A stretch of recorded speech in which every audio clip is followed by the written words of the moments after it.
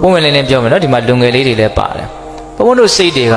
ဘယ်ထဲမှာပဲကျက်စားနေတုံးဘယ်ထဲမှာပဲတော့ကျင်လဲနေတုံးဆိုတော့မြင်နေရတာတွေကြားနေရတာတွေတွေးနေရတာတွေနဲ့ပတ်သက်ပြီးတော့ပဲကျင်လဲကျက်စားနေတာအဲ့တော့မြင်နေရတာတွေကလည်းဘာတွေတုံးဆိုလူရှင်တွေပဲမြင်နေရတယ်တနေ့ကုံသွားတယ်တလကုံသွားတယ်လူရှင်တွေပဲမြင်ရတယ်လူတွေကမြင်ရခဲ့တယ်တခါတလေလူတွေကိုမြင်ခွင့်ကြုံမိမလို့မကြည့်ကျင်ဘူးဆိုပြီးတော့မကြည့်ဘူးဟုတ်လားဒါကြောင့်ဆေးရုံဆေးကန်းသွားတဲ့တယ်ကိုကလူမာတွေကြီးမြင်ရတယ်လူမမာဘူးမမြင်ရအောင်အဲ့တော့လူမာနဲ့ပတ်သက်တဲ့အတွေ့ပဲတွေ့တယ်လမ်းပေါ်သွားတယ်ဆိုရင်ဖိလိန်ပြင်ဆင်ပြီးတော့နော်တကယ်ကိုပဲအဆင်ပြေနေတဲ့ပုံလေးတွေပဲမြင်ရတာပါနော်သူတို့ရဲ့အတွင်းရေးနောက်ကျောင်းလိုက်ပြီးတော့အိမ်ထိလိုက်ကြည့်လိုက်မယ်ဆိုရင်တော့အရှုပ်ထွေးတွေကြီးနေမှာပါဟုတ်လားဒါပေမဲ့မြင်ရတာကဘာတော့အဆင်ပြေတဲ့ပုံသဏ္ဍာန်လေးတွေပဲမြင်ရတယ်မာတာပဲမြင်ရတယ်နာတာမမြင်ရအောင်ရှင်တာပဲမြင်ရတယ်တေတာမမြင်ရအောင်အဲ့တော့စိတ်ကဘာလဲဆိုတော့ဒီရှင်တာနဲ့ပတ်သက်ပြီးတော့ပဲတွေးတယ်အဲ့တော့ငါဘလို့နေမယ်ဘလို့ထိုင်မယ်ဘာလုပ်မယ်ဟာဒီရှင်ရေးနေထိုင်ရေးနဲ့ပတ်သက်ပြီးတော့ပဲစိတ်ကဘာဖြစ်နေတော့တွေးနေတာတကယ်လို့သာလူတွေကိုခဏခဏမြင်မယ်ဆိုလို့ရှိရင်သေခြင်းနဲ့ပတ်သက်ပြီးတော့တွေးလိုက်မယ်အဲ့ဒီအတွေ့ကအများကြီးပို့ပြီးတော့လေးနေမယ်နော်ဘဝကရှင်သန်မှုတစ်ခုတည်းနဲ့တိဆောက်ထားတာမှမဟုတ်ပဲကိုဒီဆုံးခြင်းနဲ့ရောပြီးတော့တိဆောက်ထားတာဟုတ်တယ်မဟုတ်လားအဲ့တော့ရှင်သာတစ်ခုတည်းကိုမြင်လို့ရှိရင်တွေးတာကြံတာတွေဟာဗတိနဲ့မှတဘာဝမကြနိုင်ဘူးမမျှတနိုင်ဘူးပေါ့သိခြင်းတရားကိုမြင်ဖို့မလိုဘူးလားမြင်ကြည့်နော်ဒါကြောင့်မလို့သင်္ချိုင်းကုန်းတွေပါလေသွားတဲ့တယ်လို့အရင်ထင်တယ်အတုပကိုလိုက်ပြီးတော့ကြည်တဲ့တယ်လို့ထင်တယ်ဟုတ်လားဩအခုခေတ်အနေနဲ့တမင်တကာကြီးအဲ့လိုသွားမကြည့်အောင်တောင်မှနော်ဗီဒီယိုဖိုင်တွေလူသေးတွေကိုရိုက်ထားတာတွေရှိဓာတ်ပုံတွေကြည့်ကြည့်မတူတာကိုတွေ့ရလိမ့်မယ်ကိုယ့်ရဲ့စိတ်ကမတူတာကိုတွေ့ရလိမ့်မယ်လူသေးကိုမြင်ရတဲ့အခါကျတော့လူဆိုတဲ့အမျိုးကကြောက်တယ်အဲ့ဒီကြောက်တာကိုပဲကြာတော့စဉ်းစားလာတယ်ဘာလို့ကြောက်တော့စဉ်းစားကြည့်ကိုသေးရမှာပဲเนาะတကယ်ကတော့တော့ကြောက်နေတဲ့သဘောလေးရှိတယ်အဲ့ဒါဟိုကလည်းပဲစိတ်ဝင်စားတဲ့အကောင်းလူချင်းတို့ရွာဘက်မှာနွားတက်ပြီးတော့နော်လူမျိုးသားတွေနွားသားရောင်းပြီးတော့နေကြတဲ့နေရာလေးတစ်ခုရှိရွာနဲ့မနီးမွေးမှာပေါ့နွားတွေအများကြီးအဲ့ဒီမှာတက်တယ်အဲ့ဒီနာလှည့်လန်းတွေကစုံနေတယ်ဟိုရွာလာတဲ့လမ်းလည်းအဲ့ဒီနာရောက်တဲ့အဲ့လိုလှည့်လန်းအစုံလေးပေါ့အံ့ဩစရာတော့အဲ့ဒီနွားတွေကလေအဲ့ဒီနွားတက်ယုံနာရောက်လို့ရှိရင်ရှေ့ဆက်မသွားအောင်တချို့ဆိုရင်ကြောက်လန့်ပြီးတော့စွတ်ပြေးတချို့နွားတွေဆိုလို့ရှိရင်ဒူးတုတ်ထားလိုက်တယ်ရှေ့ဆက်ပြီးတော့မယုံတော့နောက်ကြတော့အဲ့ဒီနာလှည့်လန်းကိုပဲဘာဖြစ်တော့ဆိုကန်းသွားတယ်ဒီပြည့်နေရာနဲ့သွားကြတယ်တွေးမိတာပါငယ်တုန်းကနွားတွေကလည်းပဲသူတို့တည်တဲ့နေရာသူတို့တက်တဲ့နေရာသူတို့တက်ထားတယ်သူတို့အပေါင်းဖော်တွေကိုသူတို့သိပုံရတယ်ဟုတ်လားအဲ့တော့လူတွေကလည်းပဲပါတယ်လူတွေတွေ့လို့ရှိရင်စိတ်ကတစ်မျိုးဖြစ်တယ်အဲ့ဒီတစ်မျိုးဖြစ်တာကိုစိတ်ဝင်စားတဲ့တယ်ဟုတ်လားကြည့်လိုက်မတူဘူးနော်ဒါကြောင့်မြတ်စွာဘုရားအတုပကမ္မဋ္ဌာန်းဆိုတာတွေကိုအသားပေးပြီးတော့ဟောတာတွေအများကြီးရှိတယ်နောက်ဆက်တွဲအကျိုးရလဒ်ကအလွန်ကြီးမားလို့မို့ဟောတာဟုတ်လားတခါတလေဦးဇင်းတို့ကအမှန်တရားကိုသိဖို့အတွက်နော်ဝိပတ်ပြီးတော့အများကြီးစဉ်းစားနေရတယ်အဲ့လိုစဉ်းစားမနေတော့ဘဲနဲ့သိချင်းကိုလူသေးကောင်ကိုတဲ့ကြည့်လိုက်တာလေအဲ့ဒီအတွေးတွေကမြဲမြဲဆန်းဆန်းလုတ်ချံယူစရာမလိုဘဲနဲ့စိတ်ထဲမှာမြင့်ဖြစ်နိုင်တယ်ဒါတယောက်နဲ့တယောက်တော့ပါရမီတက်ခံနေပါလေလည်းပဲကွာတော့ကွာအောင်မယ်ပေါ့ဟုတ်လားတိုးတေချာတာကတော့ဘယ်သူပဲဖြစ်လူတွေကိုမြင်ရတာနဲ့မမြင်ရတာနဲ့စိတ်အခြေအနေမတူတာကတော့တေချာတယ်ဟုတ်လားဒါကြောင့်တေခြင်းတရားကိုဖျားပြီးတော့ကောင်းတဲ့အလုပ်ကိုလုပ်ဖို့တိုက်တွန်းတာဟာအများကြီးအဓိပ္ပာယ်ရှိတယ်ဆိုတာလေးကိုလက်ခံနိုင်ဖို့ဒါပြောပြတာဟုတ်လားဒါကြောင့်တေခြင်းတရားကိုစဉ်းစားဖို့မလိုဘူးလားလိုတယ်ဒါကဦးဇင်းတို့တတိယဂါထာလေးနဲ့ပတ်သက်ပြီးတော့ပြောပြရအောင်နော်ဂါထာဘယ်နှပုဒ်လာမှာတော့၄ပုဒ်နောက်ဆုံးတစ်ပုဒ်ကျန်သေးတယ်နော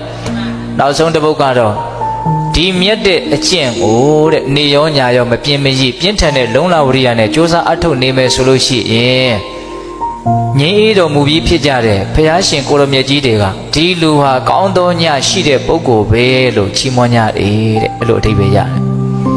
ယ်ဧဝံဝိဟာရိအာတပိအဟောရတမတ္တန္တိတောတံဝေဗတ္တေကရတောတိတန်တောအာစိခတေမုနိဒါနောက်ဆုံးကထာလေးနော်ဧဝံဝိဟာရိအာတပိအဟောရတမတ္တန္တိတောအဟောရတမတ္တန္တိတောတဲ့နေရောညာရောမပြင်းမရညပါထည့်ထားတယ်နော်ဒီမြတ်သောအကျင့်ကိုနေ့တင်လုပ်ရမှာမဟုတ်ဘူးညပါလုပ်တဲ့နယ်ပေါ့ဟောဆိုလူရဲ့တက်တန်းလေးကအလွန်တိုးလို့ညဟာအိပ်ဆက်ချင်းဖြင့်ဖြုံးတီးပြလိုက်ဖို့မထိုက်တန်ဘူးဆိုတဲ့အသေးကိုပဲကိုကပြောနေတာဟုတ်လားနေရောညာရောမပြင်းမရဧဝံဝိဟာရိအာတပိ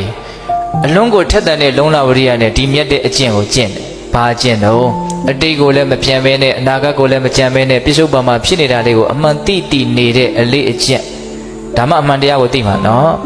အဲ့ဒါကိုအဲ့လိုနေရောညာရောမပြင်းပြင်းထန်ထန်ကြိုးစားမယ်ဆိုလို့ရှိရင်တံဝေဗတ္တိကာရတောတိတန်တောအာစိတ်ကတိမုနိနော်တန်တော်ငြင်းအေးတော်မူပြီးဖြစ်ကြတဲ့မုနိဘုရားရှင်ကိုရမြတ်ကြီးတို့သည်အာစိတ်ကတိချီးမွမ်းပြောဆိုကြတယ်ဘလို့ပြောတော့တံဝေဗတ္တိကာရတောတိဒီလူကတော့ကောင်းသောညရှိတဲ့ပုဂ္ဂိုလ်ပဲလို့ချီးမွမ်းကြတယ်တဲ့ဟုတ်လားအကောင်းဆုံးနေနီးထိုင်လေးနဲ့နေလိုက်တော့ညအိတ်ဆက်ခါနီးလေးမှာဒါကောင်းသောညဖြစ်တယ်ဆိုတဲ့အဓိပ္ပာယ်မျိုးနားလည်ဖို့ရှိမယ်ပေါ့နော်နေ့လည်နေခင်းမှာလောဘဒေါသမောဟတွေနဲ့အကုသိုလ်တွေနဲ့ရောပြုံးပြီးတော့နေမယ်ဆိုရင်ညဟာကောင်းသောညဖြစ်နိုင်ပါလားဒါစဉ်းစားဖို့ရှိတယ်ဟုတ်လားဒါကြောင့်ပေးတဲ့ပေါင်းတို့ဟောင်းတို့ဒီမြင့်မြတ်တဲ့ကျင့်စဉ်ကိုจิตသုံးခွင့်ရတဲ့ဒီအခိုက်အတန့်လေးအခိုက်အတန့်လေးလို့ဦးဇင်းသုံးလိုက်တယ်နော်ဘဝဆိုတာအခိုက်အတန့်လေးပဲနော်ဒီအခိုက်အတန့်လေးကတကယ်ကိုတန်ဖိုးဖြတ်လို့မရတဲ့အခိုက်အတန့်လေးပဲဘာဖြစ်လို့လဲဆိုတော့တန်ဖိုးဖြတ်လို့မရတဲ့ဒီအလုပ်ကိုလုပ်နိုင်တဲ့အခွင့်အရေးရှိနေလို့လူတိုင်းမှာဒီခွင့်ရမရှိဘူးเนาะလူဖြစ်တိုင်းလည်းရှိတာတော့မဟုတ်ဘူးเนาะမှန်ကန်တဲ့အဆုံးအမလို့ဆိုတဲ့မြတ်စွာဘုရားရဲ့သာသနာနဲ့တွေ့ခွင့်ရတဲ့သာသနာရဲ့ပုံမှာသာသနာဆိုတာအဆုံးအမကိုပြောတာဟုတ်လားအဲ့ဒီအဆုံးအမရဲ့ပုံမှာယုံကြည်တတ်ဝင်တဲ့တရားတရားရှိတဲ့လူမှသာလျင်ဒါကိုကျင့်သုံးနိုင်တဲ့အခွင့်အလမ်းရှိတာ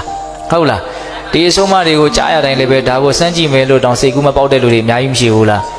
ရှိရเนาะလူဖြစ်တိုင်းလည်းပဲလူချင်းတူတာမဟုတ်ဘူးဟုတ်တယ်မဟုတ်လားဒါကြောင့်ဒကာဓမ္မတို့ဦးဇင်းတို့ရဲ့အခြေအနေလေးကတော့ဒီအလုပ်ကိုလုံနိုင်တဲ့အတွက်လုံနိုင်ဖို့အတွက်အခွင့်အလမ်းအကုန်လုံးပြည့်နေတယ်အခြေခံလိုအပ်ချက်တွေအကုန်လုံးပြည့်စုံနေတယ်သိနိုင်မြင်နိုင်စွမ်းဉာဏ်အည်အသွေးမိတဲ့လူတစ်ယောက်ဖြစ်နေတာကတကြောင်နော်အစိုးအမကောင်းလို့ဆိုတဲ့သာသနာတော်မြတ်ကြီးနဲ့တွေ့ခွင့်ရတာကတကြောင်ဒါကိုဘဝကောင်းနဲ့တွေ့တယ်အခါကောင်းကြုံနေလို့ပြောတာနေတဲ့အခွင့်အရေးတော့မဟုတ်ဘူးနော်မြင်တတ်ဖို့တော့လိုတယ်တန်ဖိုးရှိတာကိုတန်ဖိုးရှိမှသိမှလည်းပဲနော်အလဟတမဆုံးရှုံးအောင်ကြိုးစားမှာနော်တန်ဖိုးရှိတာကိုတန်ဖိုးရှိမှမသိရင်တော့ပေါ်ပဲနဲ့ပျက်စီးပြုံးတီးသွားမှာပေါ့နော်ကိုကဘာမှမရှာမဖွေရပဲနဲ့မိဘရှာဖွေတာကိုပဲတော့ထိုင်ပြီးတော့ငွေကြီးရဲ့တန်ဖိုးကိုနားမလဲပဲနဲ့တော့တချို့သုံးဖြုံနေကြတဲ့နော်ဥစ္စာပစ္စည်းပေါ်များတဲ့ပုဂ္ဂိုလ်တွေရဲ့သားသမီးတွေတချို့နော်ပတ်စံကိုတန်ဖိုးမထားပဲနဲ့နေကြထိုင်ကြတာဘေးကနေမြင်ရတာနော်တွေးကြည့်ပေါ့နော်ဒါဥမာကိုပြောပြတာဟုတ်လားခုဒကာဓမ္မတို့ဦးဇင်းတို့တွေကလည်းပဲဘွားကကိုပြုခဲ့တဲ့အကြောင်းတရားလေးတွေပြည့်စုံလို့ဒီအလုပ်ကိုလုပ်နိုင်ခွင့်ရှိတဲ့နော်ဘဝဒီအလုပ်ကိုလုပ်တတ်အောင်သင်ကြားပေးတဲ့သာသနာအဆုံးအမဒါနဲ့တွေ့ကြုံနေရတဲ့အခြေအနေလေးကိုဘာလို့ဖို့လို့တော့တန်ဖိုးထားဖို့လိုတယ်မတွေ့ရမကြုံရသောပုံကိုယ်တွေနဲ့နှိုင်းစာမယ်ဆိုလို့ရှိရင်တွေ့ကြုံနေရတဲ့လူတွေရဲ့အတည်အတွက်ဟာအလွန်တရာမှ